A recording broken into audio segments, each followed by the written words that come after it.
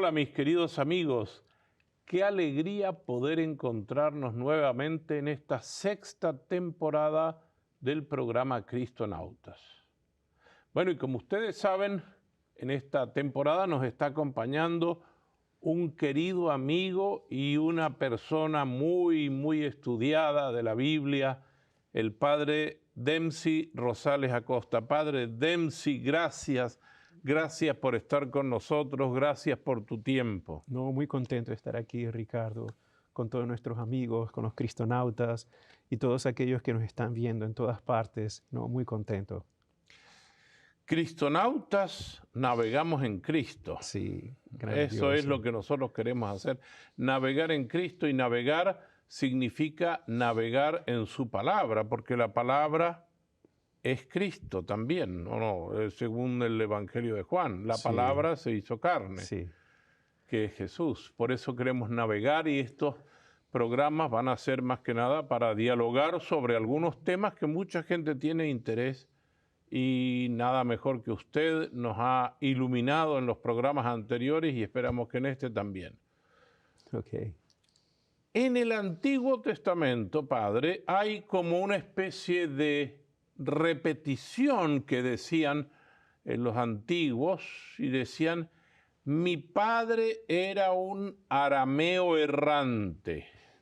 Se referían, creo que a Abraham. Sí, a los patriarcas. Sí, a los patriarcas. Sí, con gran problema. Abraham, o sea, errante quiere decir que no tiene patria. Exacto. Está caminando, va de un lugar a otro. Y ese es, en el libro de Deuteronomio aparece de manera especial. Creo que en el capítulo 26, de todas maneras que ustedes controlen en sus casas, 26, versículo 5 aproximadamente. Mi padre era un arameo errante y descendió a Egipto con pocos hombres, y allí creció como gran nación, y después el Señor lo liberó e hizo este gran pueblo. Es como un pequeño credo en donde hace una síntesis de la historia de la salvación de Israel. Y la cosa interesante es que Israel es un pueblo, hasta cuando encuentran la tierra prometida, es un pueblo de inmigrantes, es un pueblo que va de un lugar a otro, es un pueblo errante. Y precisamente por eso mi padre era un arameo errante, no tenían tierra.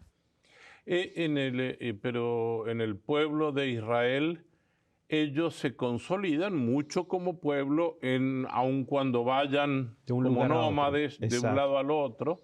Sin embargo, hay muchas personas que se les acercan. Sí. Y aparecen algunas leyes de cómo tratar a estas personas. Absolutamente. El pueblo de Israel es un caso muy particular. En primer lugar, crecen como pueblo ya en la esclavitud. Es decir, comienzan a ser una nación, aumentar en número, precisamente siendo extranjeros, siendo inmigrantes en Egipto. Salen de Egipto, no tienen tierra, pero siguen siendo una nación. Por eso es muy importante que esta conexión de nación en ese periodo de vivir errante de un lugar a otro, viene del lazo de la raza, de la familia, de la sangre, pero también de Dios. Dios es quien los escoge como pueblo, Dios los guía como pueblo, Dios los educa como pueblo. Entonces el punto de conexión es el Dios de Israel. Por eso es un Dios que los separa, que los trata de poner de manera distinta. Y precisamente parte de esa alianza, el corazón de esa alianza de amor entre Yahvé y su pueblo estas son las leyes que yo te doy. Por ejemplo, por supuesto, en el Antiguo Testamento, Primer Testamento, se dicen leyes, la ley. Y nosotros pensamos inmediatamente en este conjunto de leyes, pero se los voy a proponer de otra manera, que es lo mismo, pero voy a utilizar otra forma. En vez de usar ley, la voluntad de Dios. Nosotros hoy en día decimos, tenemos que discernir para ver cuál es la voluntad de Dios para mí. ¿Qué cosa quiere Dios de mí? Tengo que discernir, y pasamos horas de silencio pensando, meditando, discerniendo cuál es la voluntad de Dios. Si yo estuviera en el segundo milenio antes de Cristo, fuera parte de esta relación especial de Yahvé con su pueblo, y Yahvé nos da la ley, la voluntad de Dios es esa. La ley está allí escrito en blanco y negro, explícito, directamente. Esto es lo que yo quiero. Y comienza uno por uno, que ames a tu Dios con todo tu corazón, que no hagas ídolos, que santifiques las fiestas, etcétera, etcétera. Y parte de esas leyes, la voluntad de Dios es que debo tratar al inmigrante, al extranjero en el medio de nosotros, con dignidad, que lo debo respetar, que lo debo ayudar. Pero también el inmigrante, dice la ley, dice en el Éxodo, capítulo del Éxodo, que el inmigrante que vive dentro del pueblo de Israel tiene también que obedecer la ley de Dios. Interesante. A ver. Entonces, una de las leyes o voluntad de Dios es que el pueblo, si tiene algún inmigrante, que lo reciba, Por supuesto. y que lo trate bien. Exacto. Sí. Tratarás bien al que viene inmigrante. Exacto. Y aparte de eso, el inmigrante que vive dentro de ti, dentro de Israel, tiene también que obedecer la ley de Yahvé. Ah, exacto. Exacto. O sea, el inmigrante también no es que hace lo que se le da la gana, sino que tiene que vivir de acuerdo a lo que pasa en esta nación. Exacto, porque es parte, aunque si no viene de la raza de Israel, vive en la comunidad de Israel, en el Kahal Israel, y por tanto tiene que vivir según la voluntad de Yahvé para su pueblo. De eso no hay. De hecho, tomé notas de esto y me disculpan, pero si quieren ustedes ver Éxodo 12:49, dice en esta traducción en castellano, la misma ley se aplica tanto al nativo como al extranjero que reside entre vosotros. Disculpe que tomé varias notas. No, es que esto es lo que nos ayuda. Sí. En el libro del Éxodo ya Éxodo, lo dice sí, eso. 12:49. Hay que tratar bien al inmigrante. Por ejemplo, hay otro texto que para mí me gusta mucho y por eso lo anoté y no quiero parafrasearlo, quiero leerlo. Levíticos, que es parte de la Torá, ¿ok? Importante. La Torá desde el libro del Génesis hasta el libro del Deuteronomio. Entonces, Levítico es parte de la Torá. Y dice, capítulo 19, versículo 33 al 34, muy lindo, es uno de mis versículos preferidos. Dice, cuando un extranjero resida entre vosotros en vuestra tierra, y quiero hacer un paréntesis, quien está hablando es Yahvé. Muy importante esto, repito, cuando un extranjero resida entre vosotros en vuestra tierra, no lo maltratéis. El extranjero que reside entre vosotros debe ser tratado como vuestros nativos. Amadlos como a vosotros mismos, pues fuisteis en Egipto extranjeros. Yo soy el Señor tu Dios. O sea, Dios está poniendo aquí un paralelismo y recordándole al pueblo de Israel, primero que ellos nacen de Abraham, un errante, que sale de Ur de Caldea, de su tierra, errante, a ser un y nómada. pasa por tantos lugares hasta que sus descendientes se van a Egipto y ellos están oprimidos en Egipto y después ellos vuelven y ahora estos se establecen y esto que usted está leyendo es decir, recuerden que ustedes también fueron inmigrantes. Exacto. Y lo dice en el libro de Levíticos. En el libro de Levíticos ellos todavía están en el campamento al pie del monte Sinaí, todavía no tienen tierra, Israel. Y recuerden que ustedes salieron de Egipto y que ustedes son también inmigrantes. Entonces, la noción del inmigrante es muy importante en la sensibilidad de Dios, ya expresado en el Antiguo Testamento. Muy importante. Y también es muy sensible a la mentalidad de Jesús. El inmigrante es muy sumamente sensible. Antes de llegar a Jesús, yo me acuerdo que el otro día estábamos hablando de las genealogías. No nombramos a las personas, pero en las genealogías aparecen dos inmigrantes mujeres. Sí. Si nosotros vamos a Mateo, capítulo 1, ¿no?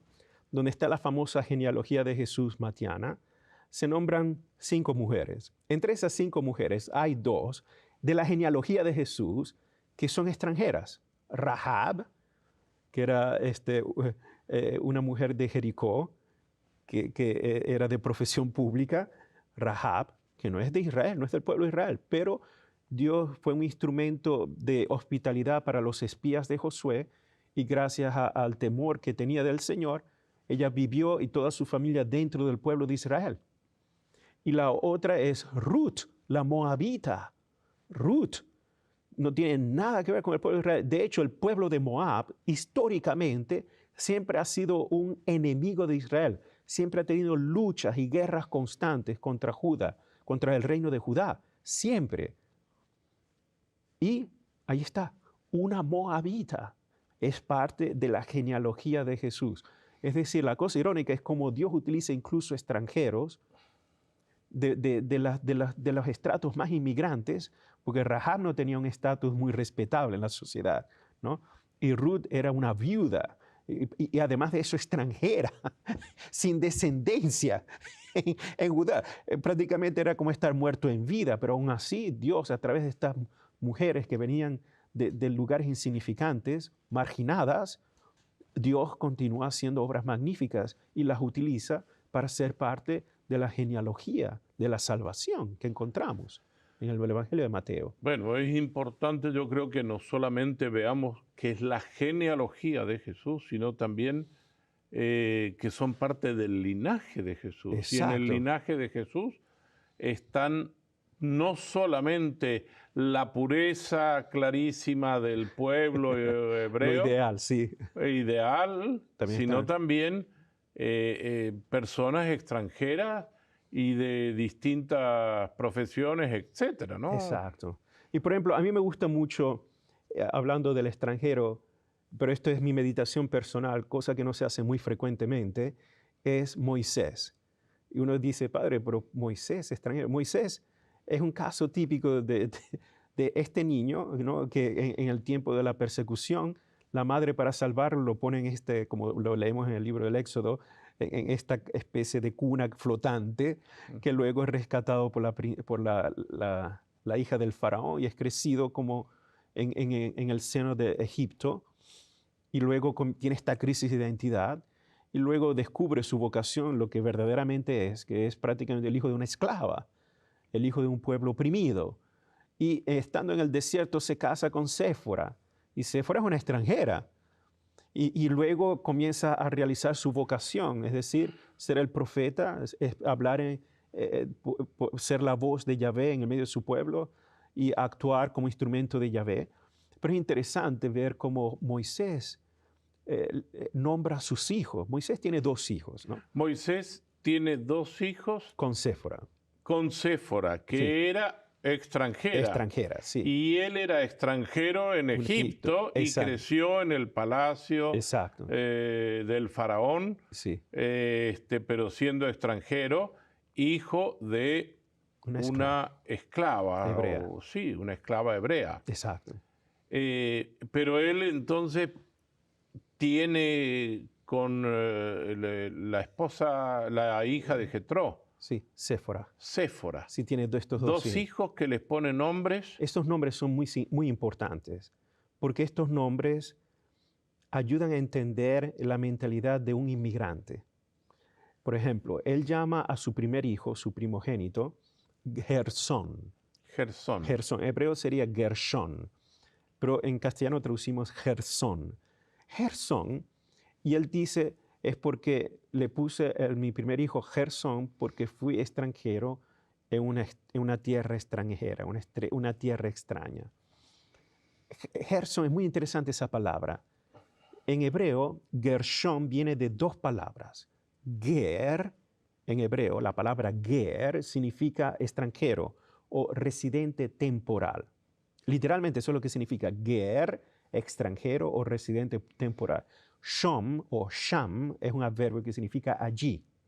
Allí. Allí está el residente temporal. Exacto. Literalmente eso es lo que significa. Qué bueno. Shom, extranjero allí. Literalmente eso es lo que significa. Pero yo en mis meditaciones, en mis análisis del texto, me pongo siempre a pensar, ¿por qué Moisés le pone Gershón a su hijo? ¿Por qué no le pone otro nombre? Es porque literalmente eso es como él se siente. Su hijo, su primogénito, una de las personas que más ama en su vida, le coloca como nombre precisamente su propia identidad, lo que él es. Soy un extranjero allí. Y ahora cada vez que ve a su hijo y al pronunciar el nombre de su hijo, es como un recordatorio de lo que yo soy. Y no lo niega, lo asume. Pero es fantástico esto, ¿ah? Pero se vuelve todavía incluso más intenso, es con el segundo hijo. Con el segundo hijo lo llama Eliezer. Eliezer. Eliezer. Y dice, y cuando lean el texto, creo que es Éxodo capítulo 18, versículo 2 en adelante, o por allí porque voy de memoria, ¿ah? Ustedes me controlan en sus casas. Y después le escriban a Ricardo, no, padre, era en este otro. Ok, muy bien. Gershón, el primero. El segundo, Eliezer. Y dice, le puse mi segundo hijo, Eliezer, porque el Señor fue mi ayuda contra la espada del faraón. Dice así. Ok. Entonces, pero vamos a analizar el nombre Eliezer. El Señor fue mi ayuda contra la espada del faraón. Sí, exacto. Bueno, era lo que él sentiría cuando mató al capataz egipcio seguramente y ya lo venían persiguiendo y él escapó de Egipto. Sí, pero está en el capítulo 18, incluso ya él vivió todas las plagas, ya vivió todo el drama. Es interesante, ¿no? Pero sí, incluye todas estas aventuras que tenía que vivir precisamente con el poder institucional, que es el faraón, el poder de una nación extranjera. ¿Y yo quién soy? Un inmigrante, hijo de esclavos, un marginado. Hasta cierto punto Moisés está hablando la palabra del Yahvé, se vuelve instrumento de Yahvé por un pueblo que tiene que ser liberado. Y precisamente le pone Eliezer, y la palabra Eliezer es muy significativa porque es igual, son dos palabras combinadas en hebreo. Dos palabras combinadas en hebreo. Por ejemplo, la primera es Elí. Elí significa mi Dios. Él, en hebreo, él significa Dios. Elí, mi Dios. Y la palabra Ezer. Ezer, en hebreo, significa ayuda. Ayuda o ayudante. Mi Dios me ayuda. Mi Dios me ayuda, o mi Dios es ayudante, o mi Dios es auxilio. Ezer también significa auxilio. Entonces, mi Dios es auxilio. Entonces, interesante. Y él pone, porque me protegió de la espada del faraón. La espada del faraón también puede significar el poder del faraón. Claro, todo lo claro, que es, claro. toda esta potencia que implica esta institución, esta nación que es Egipto. Pero pongamos los dos conjuntos. Es increíble. En primer lugar, yo soy extranjero allí y Dios es mi auxilio. Es literalmente los nombres de sus hijos. Es la confesión de fe de lo que él experimentó como un inmigrante. Que cuando uno es extranjero en una tierra extraña y no tenemos ninguna otra ayuda, no tenemos ningún otro soporte, no tenemos ningún otro auxilio sino que Dios, es precisamente siendo extranjeros cuando verdaderamente se pone a prueba la fe de cada uno de nosotros. ¿Y qué otros extranjeros en el Antiguo Testamento encontramos en el Antiguo Testamento que estén en relación con el pueblo? Sobre todo, a mí me gusta mucho, Rahab, ¿no? Que ayudó a los espías israelitas, y ella los ayudó. Y no, se salvó y convivió con ellos después. Exacto, pero ella los ayudó, y dice el texto de Josué, que los ayudó porque había escuchado hablar del Dios de los israelitas. No por los israelitas por ser israelitas, dice el texto porque ya había escuchado las cosas que había hecho el Dios de los israelitas, y por él, por ese Dios, es que ella los ayudó, los escondió, aún poniendo ella misma en riesgo su vida y la vida de los suyos. Es interesante eso, es ayudar al otro, porque en ese momento ella es la que es habitante de la nación de Jericó. Claro. Los israelitas son los que están pasando la frontera. Exacto.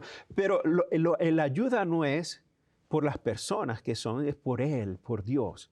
Magnífico y por ese motivo Dios muestra benevolencia, ¿no? A través de su pueblo. Y fantástico ese detalle, ¿no? A mí me gusta muchísimo ese particular. En el Evangelio hay un texto donde Jesús habla con una extranjera, que está en el capítulo 4 de Juan, cuando Jesús habla con la samaritana. Sí. ¿Los samaritanos creían en Yahvé o no creían en Yahvé? Sí, claro que sí. Es solo que la tradición samaritana ha sido distinta de la tradición de Jerusalén. Tenemos que irnos atrás, al primer milenio antes de Cristo. Vamos al siglo VIII antes de Cristo. Se destruye el reino del norte. Sí. Porque los asirios, el imperio asirio viene y destruye el reino del norte. Cuando destruye el reino del norte se llevan deportados, pero queda todavía allí una cierta población del reino del norte, y los asirios ponen también su propia gente allí, y comienza entonces a nacer una especie de mestizaje, Ujú. una mezcla de sangres, de naciones, de culturas, y los samaritanos vienen de esa mezcla extraña. Algunos de ellos preservan la tradición, pero crean su propio Pentateuco, tienen un Pentateuco distinto, es decir, una Torá distinta a la de que se desarrolla en Jerusalén.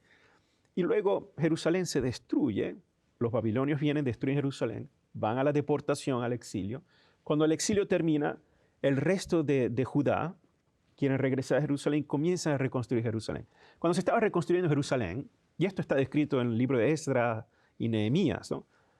Los samaritanos, que ya tenían tiempo allí en esa zona, no querían que reconstruyeran Jerusalén, no querían que reconstruyeran el segundo templo. Entonces comenzaban las guerras entre ellos, los conflictos. Y podríamos decir entonces que los samaritanos eran como extranjeros para el pueblo de Israel. De hecho, los jerosolimitanos decían que los samaritanos no eran los hijos de Israel, no tenían la sangre de Israel y los rechazaban. Y los samaritanos igual rechazaban a la gente de Judá. Y esto por siglos antes de Cristo. Y los samaritanos cuando la gente de Jerusalén construyó el segundo templo, los samaritanos venían de noche, y esto lo dice Flavio Josefo, y dejaban huesos humanos o de animales en el templo para desconsagrar el templo. Y luego venía la gente de Judá y en la noche se iba a Samaria y comenzaba a quemar casas. Y así estaban por siglos antes de Jesús. Sin embargo, Jesús habla con la samaritana. Exacto. Porque Jesús no le tiene miedo a los extranjeros o a aquellos que son rechazados por motivos de raza o por motivos históricos o por motivos de sangre, ¿no? ¿Jesús no rechaza a nadie o rechaza a alguien? Al demonio seguramente. Bueno, no, pero hablando de nosotros los seres humanos. No. Jesús, de hecho, una de las cosas lindas de Jesús es que hay varios caminos. Era común históricamente, cuando uno iba desde Jerusalén al norte, en Galilea, en el tiempo de Jesús, utilizar otros caminos para evitar pasar por el territorio de los samaritanos. En cambio, Jesús no tenía miedo en pasar por el territorio de los samaritanos, de hablar con una mujer samaritana.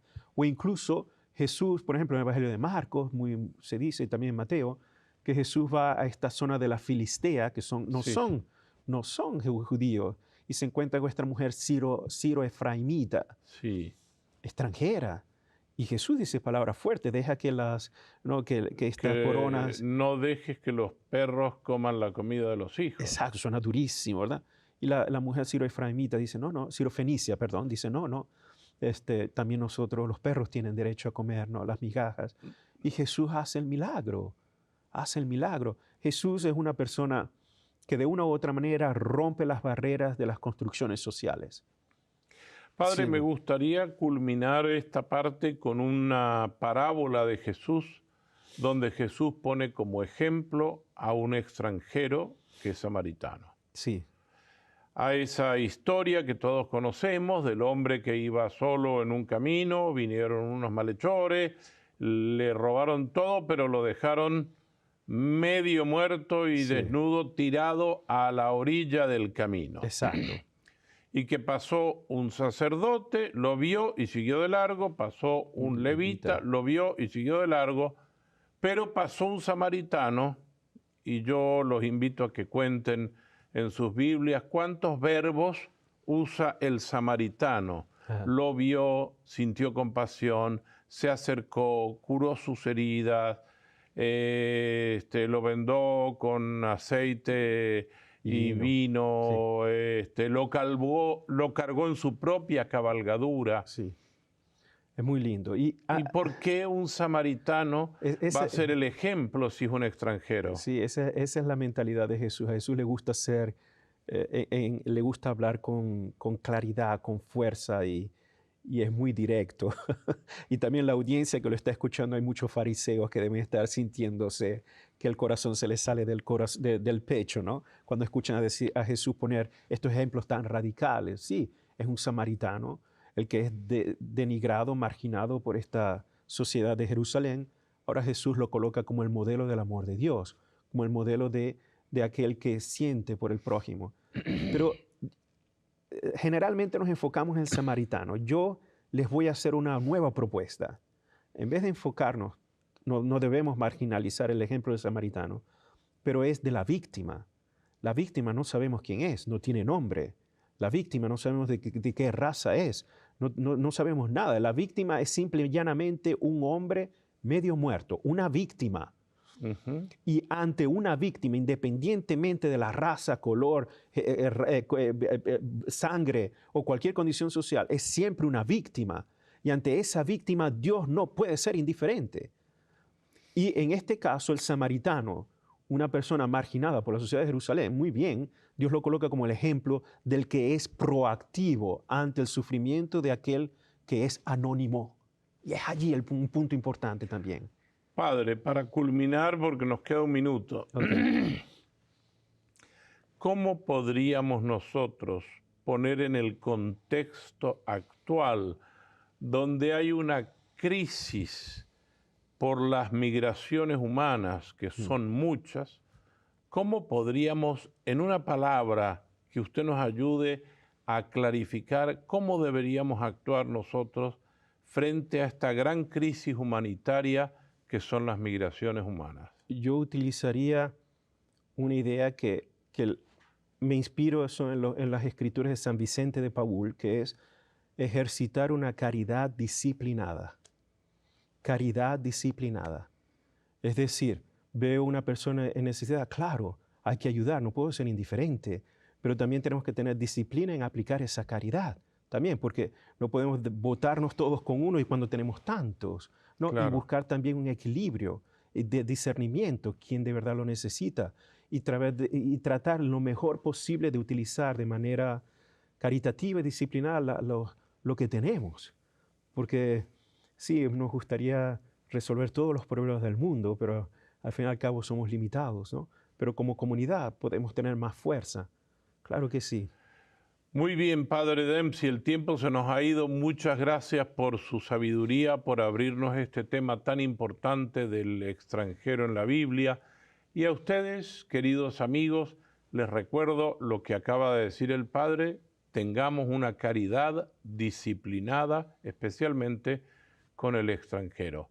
No se pierdan el próximo programa, que seguiremos dialogando con el Padre Dempsey. Muchas gracias.